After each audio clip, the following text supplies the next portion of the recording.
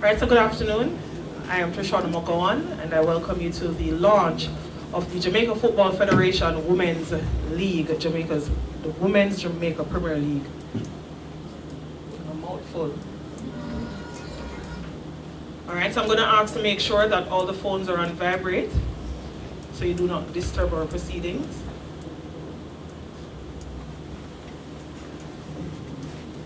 All right, so we get going, and while if you see no funny movement, you know it's all a part of the process.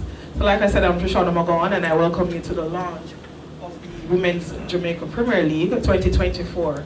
And the final last year was good.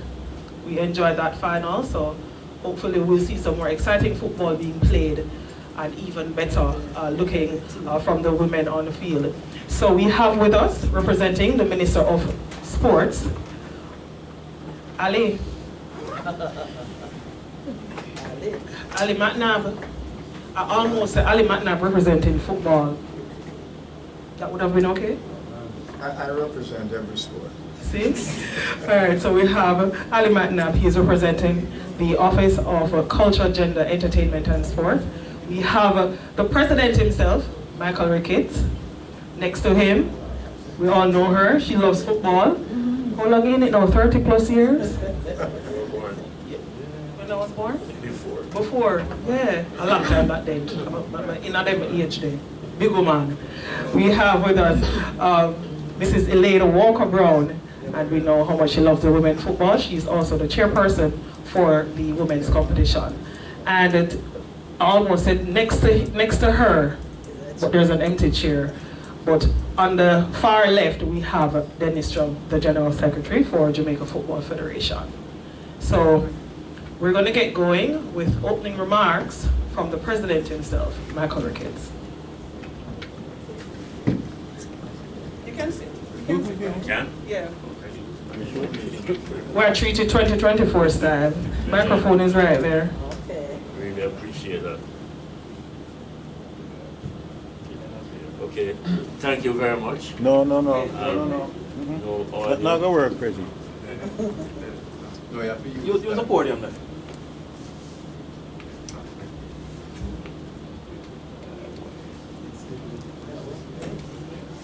Is this workable? Still no? Are you hear me? Yes, that's fine.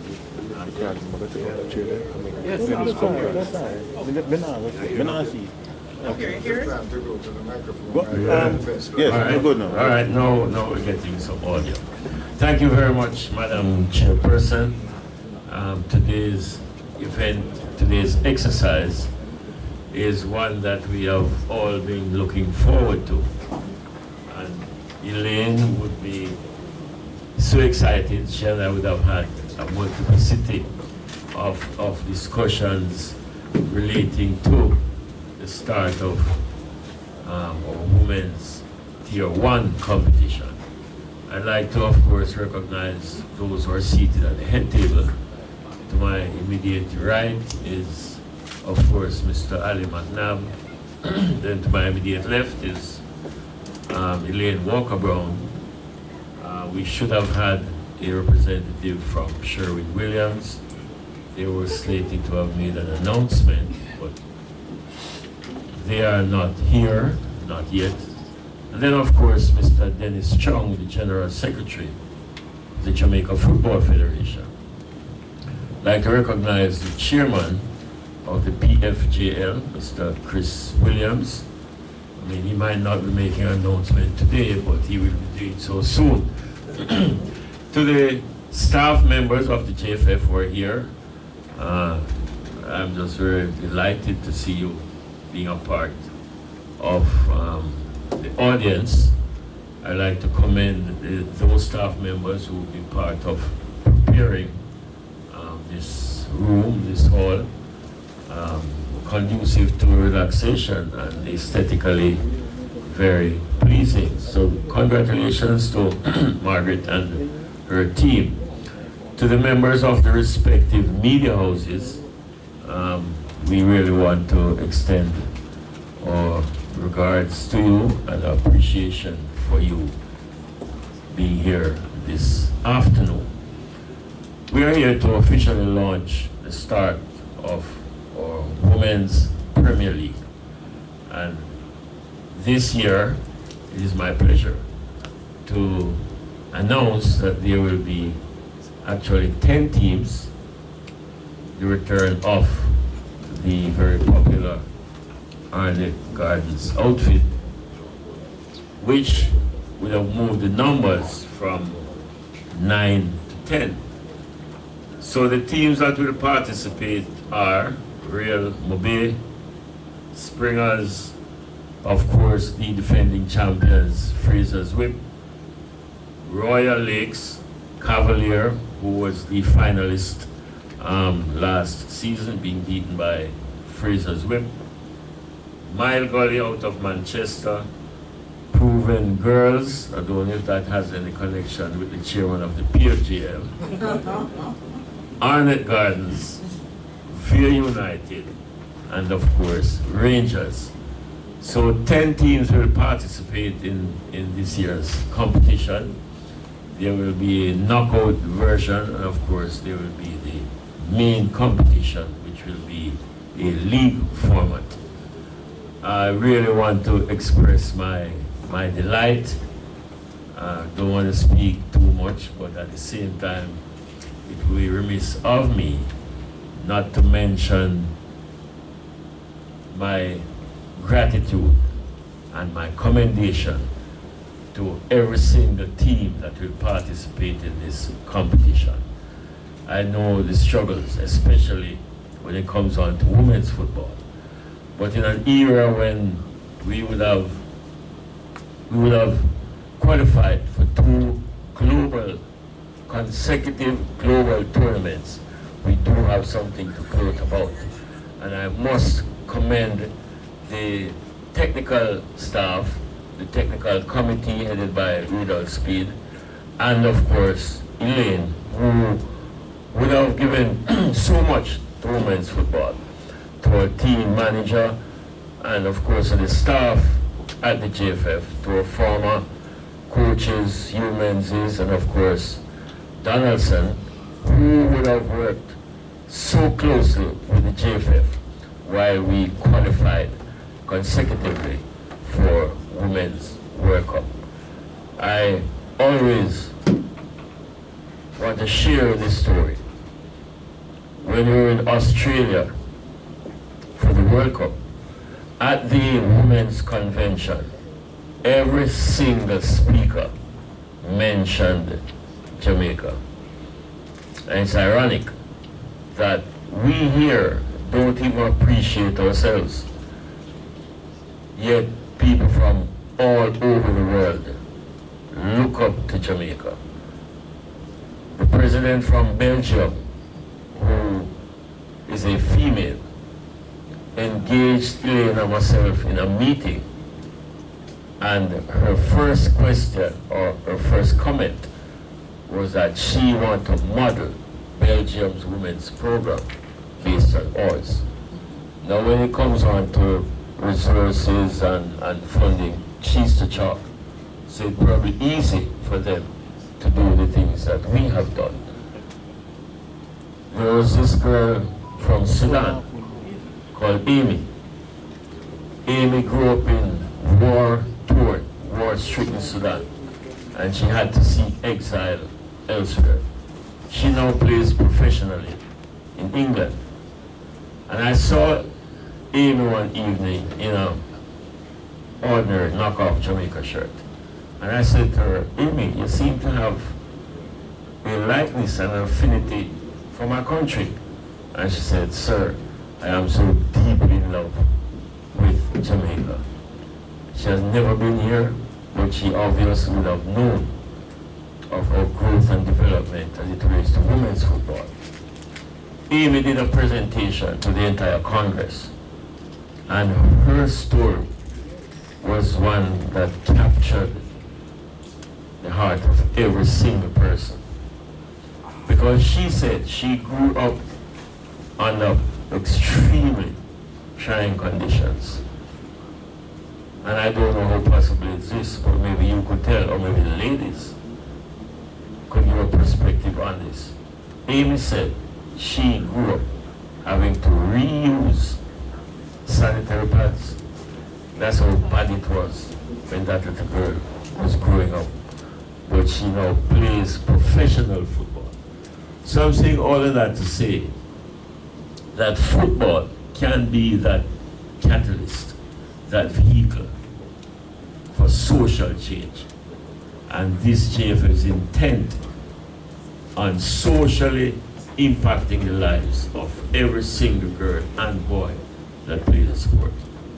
Again, I want to express my gratitude. I know I've been there. Managing clubs can be a huge challenge. You have to be loyal, you have to be committed to the process. Congratulations to you, and really want to wish you well as we start our 2024 Women's Premier League. Thank you so much, and may God bless you all. Thank you. Thank you so much. Thank you, Mr. President. I do not like when my class is disturbed, you know. I specifically asked that the phones be put on silent and turn down the volume when you're on TikTok and social media, right? Since we all can multitask. I'd like to also acknowledge here the junior shadow spokesperson on sports and creative industries, but I don't know if she has thrown away her title, sports psychologist, right? So you're here as a sport. You prefer that one first? I am always best. Sports psychologist. Dr. Olivia Rose also here. I still address this water company because I feel like if they're really one of the sponsors, I'd be a fast footballer by second round, because I think the revered water is that of our Jamaican world and Olympiad, Johan Blake. So good to see that they're coming on board. So I am really happy, again, to hear the words of the president, because in his manifesto, the manifesto launched recently, he spoke about women and the payment. I did. Get in there, Trish. Right, in the manifesto, Yes, they're looking to get to the place where the women are properly compensated as best as possible for playing in the league. So that sounds like we might be heading somewhere better than where you've been coming from over the years, right? Right, Mrs. Walker? Yeah, she got excited about that. Well, she and I were one of 3 women or so at the function at the manifesto launch, and we were all happy when we're here. So women will get money for playing football, right? In layman terms. All right, we're gonna now go to Mrs. Elaine Walker Brown. She's gonna give us that synopsis of the Women's Football League that will get going soon. Yeah, well,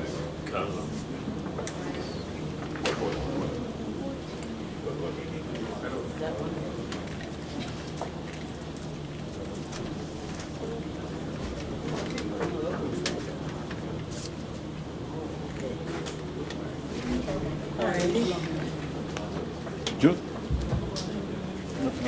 Hi. Hello. Hello. Hi. Hi. Hi. You hearing me? Try again. Hi. Yeah. Good afternoon. Oh, I'm just doing a test. But go ahead, ma'am. Good afternoon, everyone. You hear me? Yes. Madam Master of Ceremonies, Trisha, members of the head table, Mr. President, Michael Ricketts, our guest speaker this afternoon, Mr. Ali McNabb, our General Secretary, Mr. Dennis Chung, and I must say,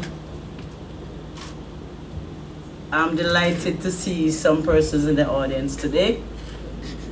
I am very pleased to see Miss Rose. I saw the lady in the dress, but I didn't saw the face until a while ago. It speaks volume for her to be here with us, because we are growing and we need other department to help us in our development. So I'm very pleased to see you, madam. I'm very pleased to see the chairman of the PFJL. He's missing. But Chris, I'm honored to have you here with us today. It speaks volume for the development of women's football. I must say, as the chair, how pleasing I am to know that after 32 years in women's football, not in football, in women's football, we are at this stage. But there's a lot more work to be done. There's a lot more work to be done. And I'm happy that so much person is joining the team. So I see where the growth is gonna take place and more development will be taking place. I must commend the media. I was saying to my colleague earlier from TVJ that a lot of you are just as old as I am because you walk with me. I remember the days when I'm speaking on the camera and I would put on my hand and say, wait. And you say, Ilian, talk, man, talk. How we gonna edit it? You know, I can speak. I have no sheet in front of me. I've grown. And I really want to thank the media. Wherever I am today, I'm very appreciative of all of you. Even Ali. Sometimes I forget to say Mr. Matna about close where. You know, I'm in this forum, but I'm saying Ali, you know. But I've come a far way. I'm honored to serve my country.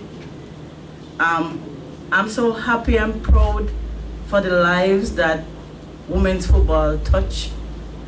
And the same way I feel then is the same way I feel now. So the work continues. Thank you, coaches. Thank you, female football administrators. You have stuck to the task, and we have a lot more work to do.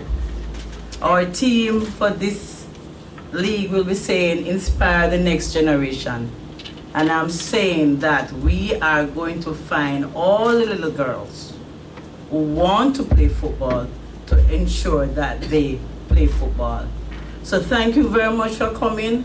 We have a lot of work to do. Thank the media, thank the JFF. As Tami said, she was once at the women's desk, but she has elevated. She's bigger than women's football now. But I want to say many thanks. She have not leave us. She's there with us despite her elevation. And I want to say, Miss Rose, I want you a little closer to me now that I see you, that when our girls are going to certain challenges, there's avenues that we can help them. Football is on the rise. We are gone to 2 World Cups. One of the things that I'm saying to you in closing, let's help our female footballers. The academic and the playing is important. If they don't have the academic, stop. Because we are from humble beginning, and this is the avenue that takes them to where they want to go. They can go off to university. They don't must become a professional player, but the football will guide their pathway. Thank you very much. We're looking for a wonderful season. And ladies, please represent and represent well. Thank you. Thank you so much, Mrs. Walker-Brown. And I like that note you end on, representing well. I think, well, the men are inside. The men outnumbered us today, which is fine. Happy to see that in a loving women's football, right, Mr. Downswell? But representing yourself well, or your team, doesn't only come from how you play, but in every aspect of it. How you display yourself on the field is also very important. And I think with the growth that we're seeing with the sport overall, worldwide, and even the love being shown to the reggae girls, how sports going on, especially for Jamaicans, them love winnings, and they love a good story. So once we package all of that well, it will sell. So people think it's only and always will be about the reggae girls. Where we are in 2024 and going forward, like I said, with just everything with women's sport, not just football. We're going places, we're getting there, and it's really great to see our women and our young girls on the island showing interest, and I hope that it never fades. It continues to grow. The coaches will become more and more interested, and hopefully by 2025 and the next season to come, we'll add 12 teams or 14 like the Jamaica Premier League for the with the men.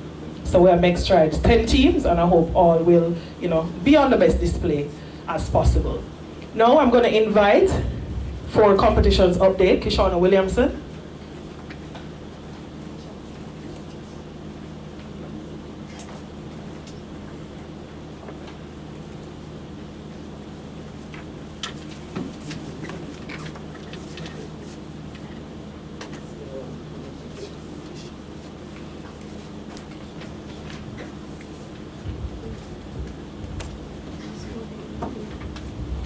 Good afternoon, everybody. So, all protocols observed. My role is simple. It's a simple one. So it's just to give you an update on the structure of the competition. So as previously stated by Mr. President, there are 10 teams in the competition. So there are 2 rounds, home and away. There will be a semi-final of the top 4 teams, and then finals, a one-way final. So that's basically it. Thank you. We're slow inside here. We just run so. You start drinking. You want water? Hold on. Like she start right. So run it back slowly so that they hear, and then when they ask the question, since you know and I don't know, and I'm sure the president don't know, he's just here for a good time like the rest of us until further notice. So go ahead, and then we'll take it slowly. We're not in a race. Okay, let me go again. There are 10 teams in the competition. Okay? So it's going to be 2 rounds, home and away. And then for the semi-final, the top 4 teams advance to there. And then for the final, it's a one-way. Okay? That's about knockout or? There's no knockout. Oh. So it's a play ball, and when you lose, and you're going home. Yes. Call it a day. Yes. I like layman terms. Everybody understand based on what I say? You play some ball and you're gone home? Cross zones. Which was the question? Cross zones. Oh, any cross zones? I believe there will be cross zones. Like the previous. The start date is February 17th.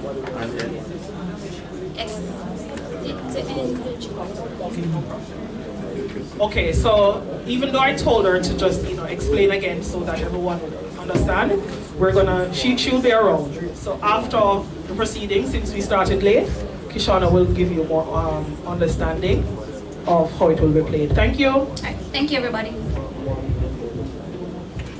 We will have a present, you see, because we started late, may I move as fast as Shelly or you see, whichever one. So we're going to go now to Shaniel Buckley, our national player. We will have a presentation.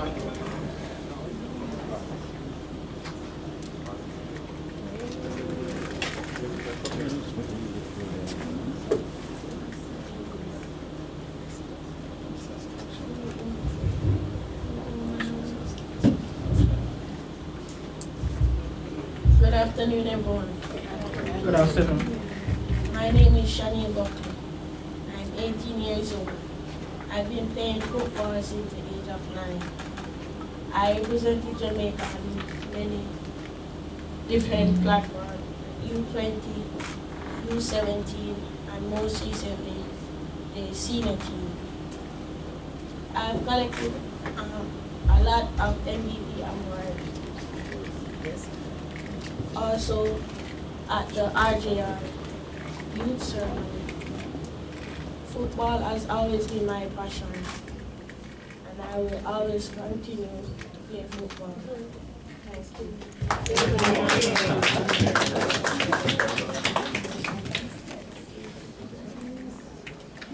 I like that. And she said, get to the point, call it a day, I talk football, I play football, I'm a big deal. Done this up. Give another round of applause for Shaniel Buckley. In every way, whenever we get the chance, we have to continue to encourage our ladies and our girls. And she is a high schooler, but what I love, I think, from our women's league is having some of the schoolgirls, or a lot of the schoolgirls, making up that national, the Premier League teams. I know Everdeen Scarlett, his love for women's football or football in general, because he was all about Cavalier, But again, it's love and passion like that we need to trickle down to the women's football, not just, love for the men's sport. All right, so we're gonna get another presentation. And this one is a video presentation. So if you look to my left, which would be your right, we then switch on the indicator, the video presentation from our national player, Marlo Sweatman. Fills me with immense pride and joy to be here today before you and embark on a journey that ignites dreams and inspires greatness in the hearts of our young athletes. As a proud member of the Jamaica national team, I've had the honor of representing our beautiful island on the international stage. For those of you who don't know me, I've been a member of the Jamaica national program for 11 years, starting with the U20 side. Through the highs and lows of the program, the two things that kept me going was my love for the game and my love for the beautiful country of Jamaica. With that, I am here not only as a player, but as someone who is going to support the next generation of soccer stars, as someone who believes passionately in the power of dreams and the potential within each and every one of you. To the girls here today, I want you to know that the future of Jamaican soccer rests firmly in your hands. You're the ones who will carry the game forward, who will break barriers, and who will leave an amazing mark not only on Jamaica, but on the world. To the supporters, officials of the Jamaican Football Federation, coaches, sponsors, and especially the Women's Football Department, I extend my deepest gratitude for your unwavering commitment to the growth and development of youth soccer in Jamaica. Since I was a part of the youth national team, I've seen so many changes for the better. Your support provides the foundation upon which dreams are built, and your belief in our young athletes fuel their journey towards success. There have been numerous football champions who have came out of Jamaica, and I'm looking forward to seeing many more succeeding. Without all of you, this would not be possible. I'll take a moment now to explain what football has done for me and the outcome football can have on someone. My journey through football has been nothing short of extraordinary, filled with many memories, education, and empowerment that have shaped the person I am today. Football isn't just about the matches we play or the goals we score. It's about the moments that stay in our hearts forever. From the exhilaration of qualifying for the World Cup to the moments shared with teammates. But football is more than just a sport. It's also the pathway to education. Through the opportunities afforded by football scholarships, I was able to pursue a college degree, opening doors to the world of possibilities beyond the pitch. Through football, I was able to be among 70 people in the world to receive a UEFA scouting diploma and the only Jamaican. Opportunities are only possible because of football. As a woman in a traditionally male-dominant sport, football has empowered me in ways I never thought possible.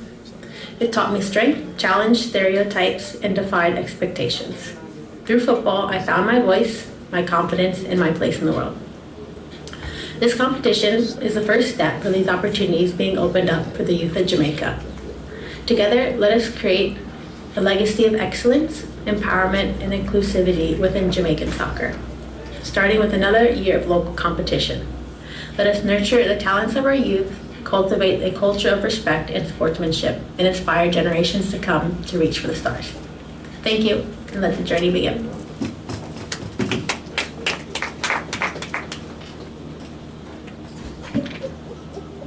Happy to hear from Marlo Sweatman, a national player, and I'm sure the players here would appreciate that message. I always believe, I think she said it, regarding education and the power of sports. And I know for the girls inside there and the women who play in the sport, at times it can seem tough, or you'll question the why I'm doing it, because we do not get the support like the men. And I always believe that, once we lose comparison and focus on ourselves, it makes the journey that much better. Because I think we all inside there as women are in a space dominated by men. And that's just the reality of it. But once you remove the layers of the men or versus the women, you make advancements a lot more than you can even imagine. Sports can take you places, or will take you places many only dream of. You have people who would have never left a parish, or never left a state, or wherever they live across the world. And because of sports, who wants to do sports, and if you're goodish or average, depending on your country, you get to go places, whether it be, again, if we're in Jamaica, you get to play a match over to Portmore, you get to play a match in a different parish, You get to travel the world if you make a national team, or if your team get the opportunity, and that knowledge through traveling, it's a whole different ball game for those who would have had that level of success. We're going to go now. He's going to come up to join me, right? We're going to host together. Right? Ali, you can host? All right, we're going to find out. We're going to invite Aldrich McNabb. He's the special advisor for the Minister of Sports. Give him a round of applause to make him feel welcome.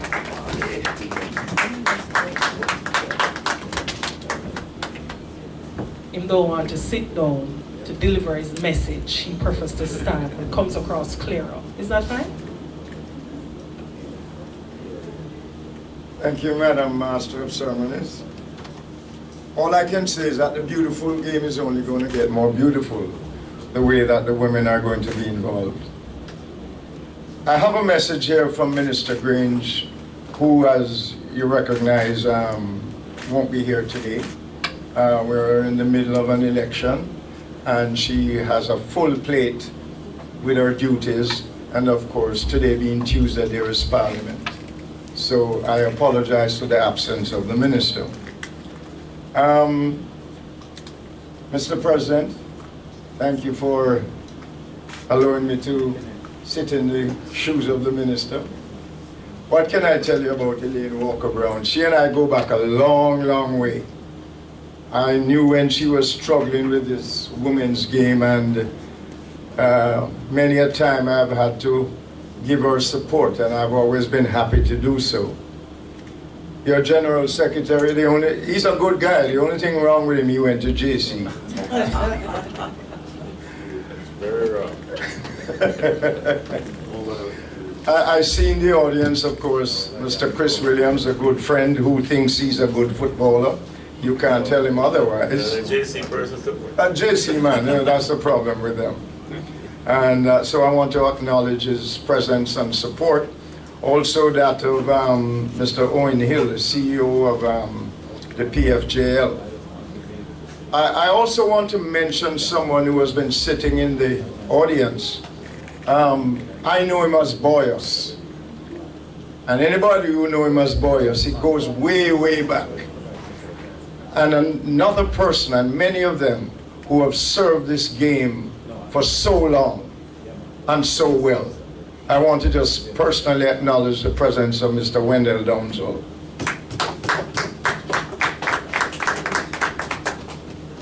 The time doesn't permit me to tell all the stories that I know about Boyos and Reno and all those days, but wonderful memories.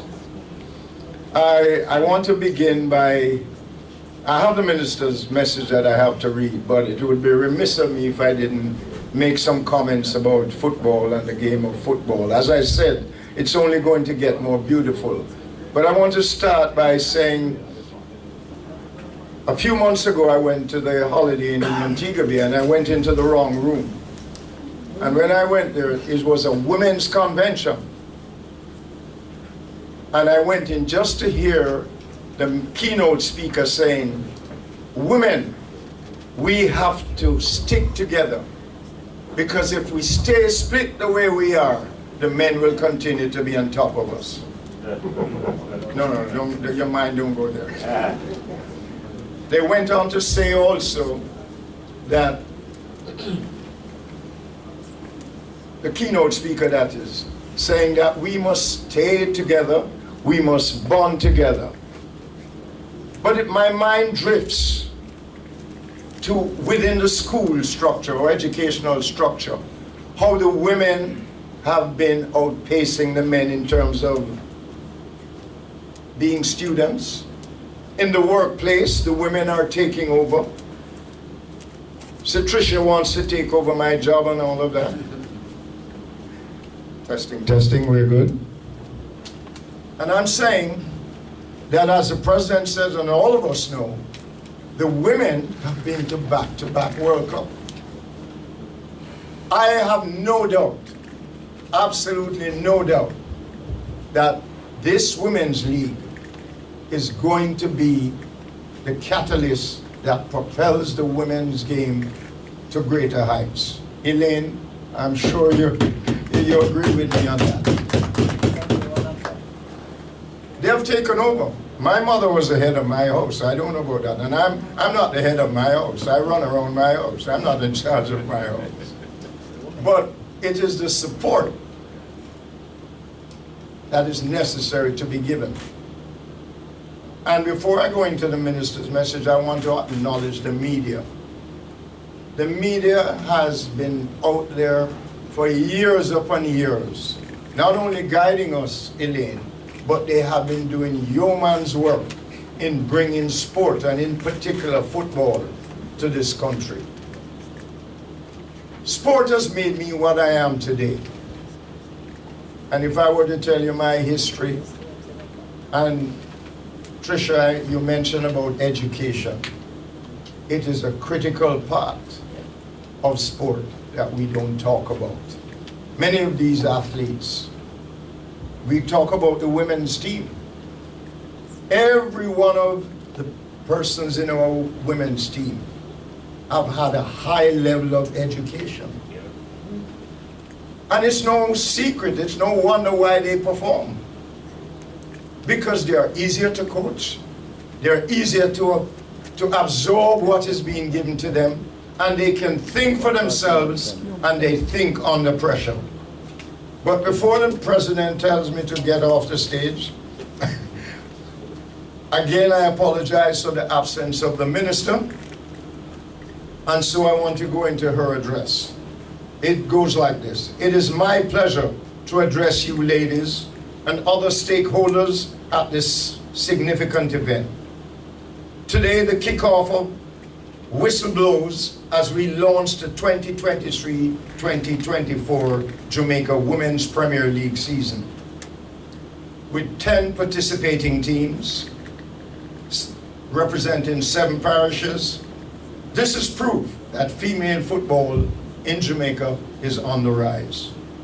It also speaks to the efforts and dedication that is being placed into the Vision 2030 sports goal. Development and implementation of programs to encourage female participation and implementation of those programs really does encourage female participation in all aspects of sport. This Jamaica Women's Premier League season is in line with the ministry's mandate under the UNESCO Sports Flagship to promote Fit for Life. This mandate also recognizes the need for gender equality in sport.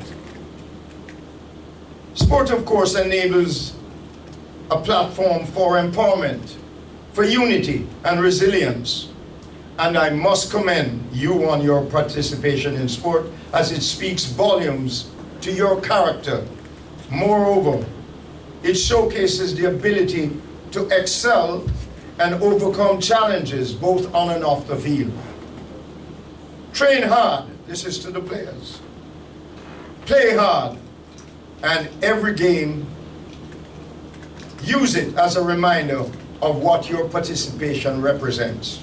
The moment you get dressed in your jerseys, you represent not only yourself, but your families, your communities, and by extension, if you get to that, you're representing your country. So you are to wear your jerseys with pride and with confidence. As you commit yourself to the game of football, use the values learned daily. Those that extend beyond the field and out of training, those values, it will help you to navigate demands of life after sport. And yes, there is life after sport. Many of us here are testimonies to that. Each player on your team has a unique ability. It is very important that you identify the qualities of your teammate. Learn to encourage each other, whether there was a mistake or an incredible play. Be nice, use kind words, always, and be reminded that this builds team morale. And believe me, team morale is very important. Once you have that, your team is next to unstoppable. To our coaches, it takes great strength to be a coach. You are the role model, the expert on the field.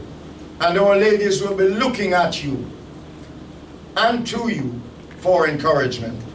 They will seek all the answers from you. I commend you on being a part of their journey and what you offer. You know, your dedication to their holistic development and the development of female football in Jamaica. I want you to understand that as coaches, you are in fact recognized. You are in fact appreciated. I commend the Jamaica Football Federation for promoting inclusivity for female participation in sport through a series of planned programs and initiatives. The revamping of the Jamaica Women's Premier League is one tangible way that the Federation can support females to engage in various levels of the game. The commitment allows a thriving environment where females can contribute significantly to the sporting landscape in Jamaica. And so the Minister looks forward to receiving more details regarding the strategies to ensure the sustainability of this very important women's league. Let me assure you, Mr. President, and Elaine and our General Secretary, that the government of Jamaica is dedicated not only to the development of sport, but also to fostering the growth of female football. I wish you a successful season, an injury-free one filled with memorable memories, and of course, where it's concerned, victories. Thank you so much.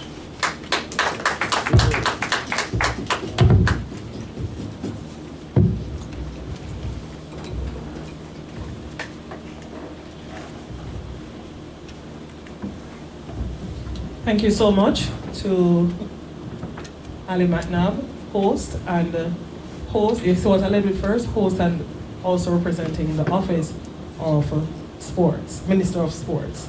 We're going to move now to the vote of thanks. The President has an announcement. Oh yeah, you have an announcement, a money business, a women's football, you know, so a money business. That's right, never knows. All right, we just got confirmation from Sherwin-Williams that they are back as sponsors. We were expecting them to be here to formally make the announcement themselves, but because of unforeseen circumstances, they are unable to be here. But we have spoken to them, and they have given us confirmation that yes, indeed, they are back as sponsors. So, huge congratulations to Sherwin-Williams. So money business.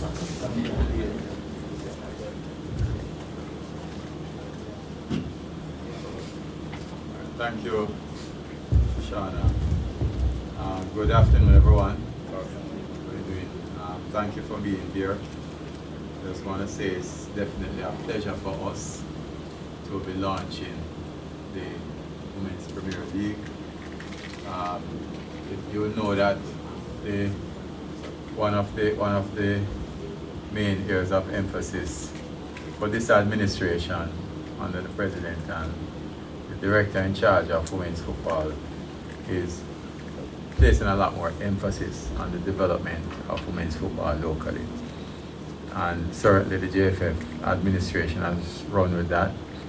A women's department has been put in place, and we are now launching the Women's Premier League, and there are plans to also play Tier 2 competition this year also. In addition to that, you'll know that we have launched a talent development scheme, which is going to include also a lot of emphasis on young female players.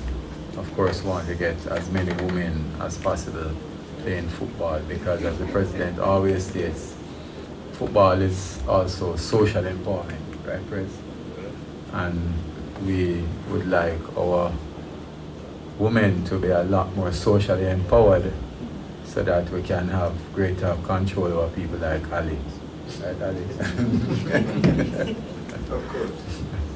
Yeah, so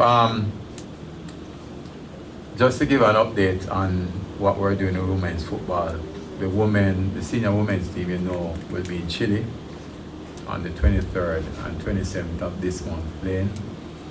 We're already looking at a fixture for April, and we've basically confirmed something for July already, and then looking at a major event in October, which will be led by our director of women's football, Miss Elaine Walker-Brown. So we are gung-ho on the development of not just football generally, but women's football. And you see here, Chanel is here with us, who was one of the big stars in the Gold Cup qualifiers, still at Excelsior, right, Chanel? So still a high school sixth former, right? But she's already making some significant waves. And I hear that you have some scouts looking at you, Chanel, so I want my commission here. Right? But Chanel is a powerhouse and one certainly to look forward to. My mission is just to move the vote of thanks, and I want to first thank our mistress of ceremonies, I should say, not master, right? Trishana, excellent as usual in terms of guiding the deliberation. Of course, our president, Mr. Michael Ricketts, who is also always so eloquent in delivering the message. Of course, Mrs. Elaine Walker-Brown, who has been in football longer than I've been around on earth, right? It's over 30 years, right? I don't reach 38. But thank you, Elaine. I mean, I think you have done a tremendous job with the program, and where it is today is directly attributable to the work that you have done to get us here. Of course, Sherwin-Williams could not be here, but they have sent a message to say that they are back as a sponsor. I know Sherwin-Williams has been around women's football for a very long time, so we're happy that Sherwin-Williams is back with us. And they just recently also donated the paint to make the center look that much better up at UA. So we're really eternally grateful to Sherwin-Williams. Of course, thanks to Kishana for giving us an update on the competition, and also our national players, Chanel Buckley and Marla Sweatman, who will both be in Chile, right, Chanel? And I know that we made contact, Crystal, we made contact with the school yesterday about that thing we spoke about, right? Yeah. Right, because it is our intention, and the president and the director has always said that not because you're not at school, it means you shouldn't be at school. So we're making arrangements for tutors to tutor them while they're away. Because Chanel and Destiny will be on the team, and both of them are at Excelsior. So two promising footballers, and the JFF is making arrangements for tutors to be with them while they're away. Because as the president always says, the football is about empowerment, and certainly you can't do that without education, right, Chris? Right. And of course, how could I forget Mr. Ali McNabb, who himself, he said he's a footballer, but I don't know if he could make his female team right now. I certainly could. Because those girls have really represented us well from the Gold Cup going into Chile. And certainly, Ali, if we can extend our appreciation to the minister, who has always been very supportive to us. and we look forward to further collaboration with her. And lastly, I want to... May I just interject to show you how committed the ministry and the minister is. We have in the audience Mr. Denzel Thorpe, permanent the permanent secretary is here. He just came in here, and he's the man who signs the check, so he's a Okay. very... No, I know when he walks with a bag of cash. Oh, no, I don't know about the cash. You know, so he's like a lottery. So we'd like to acknowledge the presence of Mr. Denzel Thorpe. Yeah, man, welcome. Yes. PS is always very supportive of the program, and therefore we welcome you anytime. And I want to thank you, our special invited guests. Of course, the clubs, I mean, the representatives of the clubs, we can't, irrespective of how much we launch, we can't have a successful program without the clubs. And therefore, I want to recognize the clubs and say that, you know, at JFF we're committed to assisting as much as possible with development of the clubs. Of course, the media who is here, who we have our ongoing relationship with, and you know, for whatever the news is, we're still in the news, right? Right? I'm looking at my friend right here, right? Yes, boss. We're always in the news. And we want to thank the media for always supporting us, and thank the staff who is here. The staff, you know, has put in a lot of work to get us to where we are. You know, recently we're having a discussion, and I think Livingston is here, wrote an article about us that the JFF has been making some progress in terms of financial governance, and this is catching up with what is on the field, because in terms of the field we've always been up here. We closed the year as the #1 teams in CFU president, and we're the standard for football in the Caribbean. So thank you everyone for coming, and I know there's a little refreshment at the back that you can enjoy. So thank you all. Yes, sir. Mr. President, thank you. So for those who will have questions, all the journalists,